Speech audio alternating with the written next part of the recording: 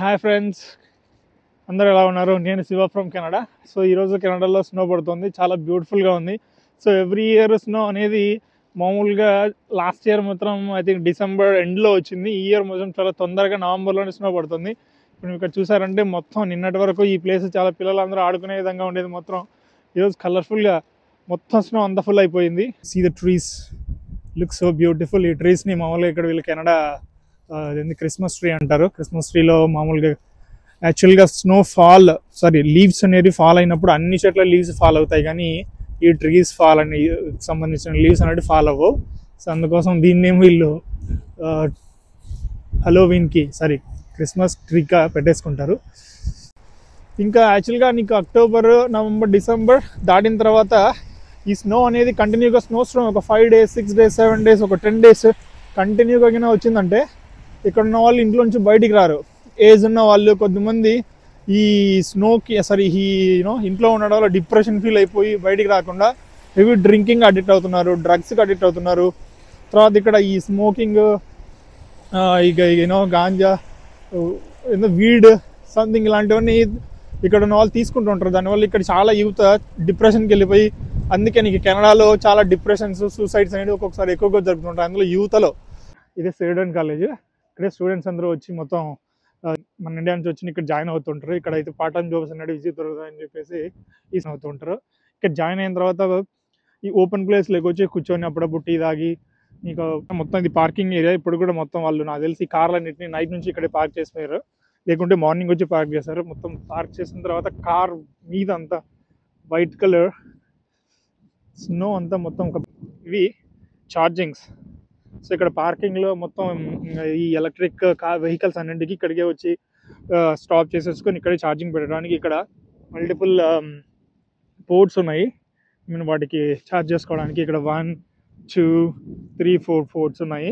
ఇక్కడ ఛార్జ్ చేసుకోవడానికి స్టూడెంట్స్ కానీ వాళ్ళ లెక్చరర్స్ కానీ ఇక్కడ వచ్చి ఇక్కడ వెహికల్స్ పార్క్ చేసి ఛార్జ్ చేసుకోవడానికి. ఈ కార్ చూసారా,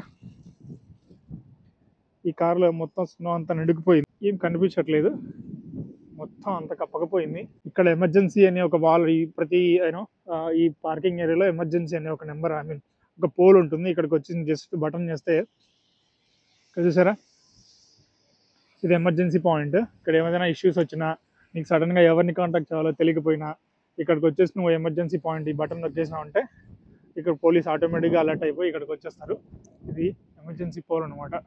ఇంత పెద్ద స్నో పడినప్పుడు పిల్లలు స్కూల్కి వెళ్ళడం, ఆఫీస్కి వెళ్ళడం, మ్యాండేటరీగా డైలీ యాక్టివిటీస్కి వెళ్ళాలి కదా. వెజిటబుల్స్ తెచ్చుకునే వాళ్ళు కానీ బిజినెస్ రన్ చేసేవాళ్ళు మ్యాండేటరీగా అందులో వెళ్ళాల్సి ఉంటుంది, కానీ చాలా కష్టపడుతూ వెళ్ళుంటారు. నీకు యాక్చువల్గా ఈ ట్రాన్స్పోర్ట్ కూడా స్నో వచ్చినప్పుడు ఒక్కొక్కసారి బస్ క్యాన్సిల్ అవ్వడం, తర్వాత ఇంకా ఏమన్నా ప్లాన్ ఉన్న క్యాన్సిల్ ఇవ్వడం జరుగుతుంటుంది. అలా కూడా అంతరాయాలు జరుగుతూ ఉంటుంది ట్రాన్స్పోర్ట్కి సంబంధించి కూడా.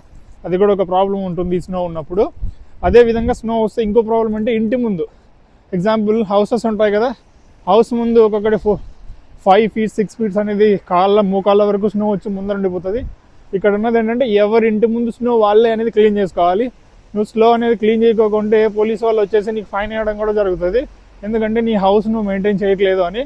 కంపల్సరీ నువ్వు హౌస్ మెయింటైన్ చేయాల్సిందే. ఇక్కడ ఎయిర్పోర్ట్లో పియర్సన్ ఎయిర్పోర్ట్ ఇది మన యాక్చువల్గా ఇక్కడ నుండి టొరంటో సిటీలో మన ఇండియా నుంచి ఇక్కడికి వచ్చినప్పుడు అవి కూడా చాలాసార్లు ఫ్లైట్స్ కూడా క్యాన్సిల్ చేయాల్సి వచ్చింది. ఒక్కొక్కసారి ఫ్లైట్స్ అనేది ల్యాండ్ అయినప్పుడు నీకు ఈ హెవీ స్పీడ్ స్కిడ్ అవ్వడం వల్ల ఫ్లైట్స్ ఒక్కొక్కసారి ఇక్కడ accidents, last year I think కెనడాలో యాక్సిడెంట్ జరగడం కూడా జరిగిందనమాట. సో ఇక్కడ కనిపిస్తుందా, ఇదంతా వాక్వే, ఇదంతా మొత్తం ఫిల్ అయిపోతుంది. సో ఈ వాక్వేలో ఇలా ఇక్కడ నడవాలంటే ఇంకొద్దిసేపుకి నడవడం చాలా కష్టం. అప్పుడు ఏం చేస్తారు, ఇక్కడ ఒక వెహికల్స్ వచ్చి చిన్న చిన్న ట్రక్స్ వస్తాయన్నమాట. ట్రక్స్ వచ్చి ఒక సైడ్కి నూకేసి, ఆ సైడ్కి నూకేసిన తర్వాత వాటి మీద ఐస్ వేస్తూ ఉంటారు. సాల్ట్ వేస్తారు. సాల్ట్ వేస్తే అది 1 dayలోకి మెల్ట్ అవుతుంది. మెల్ట్ అయిన తర్వాత వాక్ అనేది నడవడానికి ఈజీగా ఉంటుంది. కానీ సైడ్కి నూకిన సాల్ట్ అనేది కూడా అంత, ఐస్ అనేది కూడా అంత ఈజీగా మెల్ట్ అవుతుంది అనమాట. అది టేక్స్ మంత్స్ ఆర్ వీక్స్ అనమాట. సో అన్ని రోజులు ఉన్న తర్వాత అది మెల్ట్ అవుతూ ఉంటుంది. మళ్ళీ అంతలోపు ఇంకొక స్నో వచ్చిందంటే అది ఇంకా మొత్తం మరీ కప్పకపోతూ ఉంటుంది. ఇంకా ఇక్కడ ఓకే, కానీ రూరల్ ఇది సిటీ మెయింటైన్ అట్లీస్ట్ గవర్నమెంట్ అనే ఎక్కువ టైం తీసుకొని నీకు క్లీన్ చేస్తూ ఉంటుంది. కానీ విలేజెస్ సైడ్ ఉన్న సిటీస్ ఉంటాయి, విలేజెస్ సైడ్ ఉన్న విలేజెస్ ప్లేసెస్ ఉంటాయి. అక్కడ ఉన్న వాళ్ళకి మాత్రం చాలా ప్రాబ్లమ్స్ ఫేస్ చేస్తూ ఉంటారు. సో అదేవిధంగా ఇక్కడ కనిపిస్తుందా, ఇవన్నీ పూల మొక్కలు అనమాట. సో సమ్మర్ వచ్చినప్పుడు మొత్తం బాగా మెయింటైన్ చేస్తూ ఉంటారు. పూలు మొత్తం అంటే డిఫరెంట్ ఫ్లవర్స్ అన్ని పెట్టేసి బాగా డెకరేట్ చేస్తూ ఉంటారు. వన్స్ ఈ వింటర్ స్టార్ట్ అయిపోయిందంటే ఇంకా వీటిని అస్సలు మెయింటెనెన్స్ ఉండదు అనమాట. మొత్తం ఈ గ్రీన్ లీవ్స్ అన్ని ఇంకా ఎలాగో ఫాల్ సీజన్ పడిపోతాయి. ఇంకా వీటిని ఎవరు మెయింటైన్ చేయరు. గవర్నమెంట్ వచ్చేసి అప్పుడప్పుడు నీకు ఈ రోడ్స్ వాక్వేలు మాత్రం క్లీన్ చేసేసి పక్కకు అనేసి నీకు మెయింటైన్ చేస్తూ ఉంటారు యాక్చువల్గా.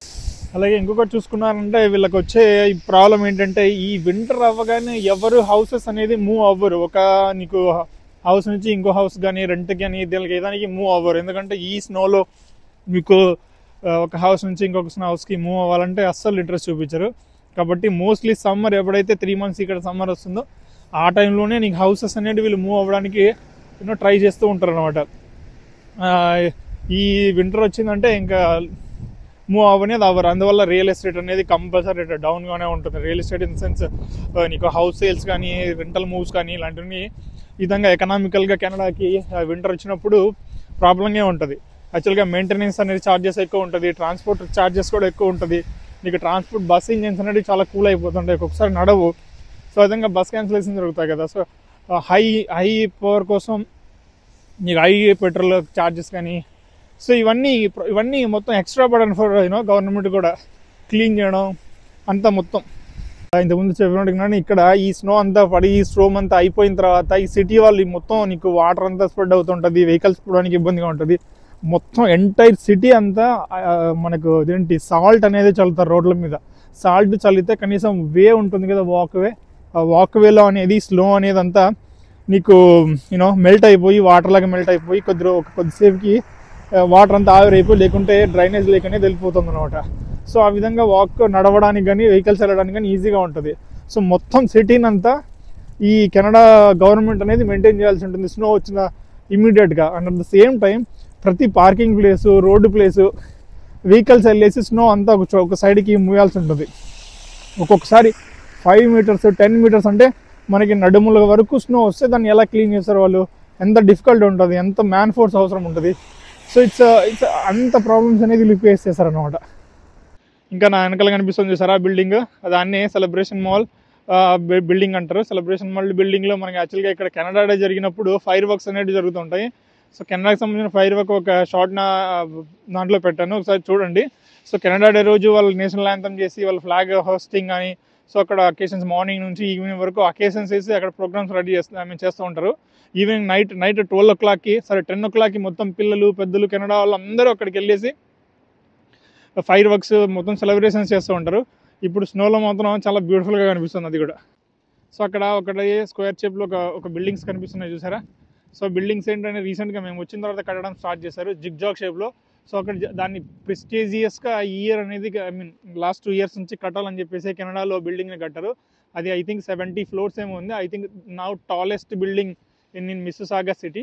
అది లాస్ట్ ఇయరే కంప్లీట్ అయిపోయింది. ఇప్పుడు ఈ స్నోలో చూస్తుంటే చాలా బ్యూటిఫుల్గా కనిపిస్తుంది. అది కంప్లీట్ అయిన తర్వాత ఆల్మోస్ట్ అందరూ ఇప్పుడు లివింగ్ అనేది కూడా స్టార్ట్ చేసేసారు ఇప్పుడు. సో ఫ్రెండ్స్, నా వీడియో మీకు నచ్చిందని అనుకుంటున్నాను. మీకేమైనా నా వీడియో నచ్చినట్లయితే ఇలాంటి మరిన్ని ఇంట్రెస్టింగ్ వీడియోస్ కోసం, ఇలాంటి మరిన్ని కెనడియన్ కల్చరల్ వీడియోస్ కోసం తప్పకుండా నా ఛానల్ని సబ్స్క్రైబ్ చేసుకోండి. Please like, share and subscribe. Miss అవ్వద్దండి, ప్లీజ్ సబ్స్క్రైబ్. Thank you.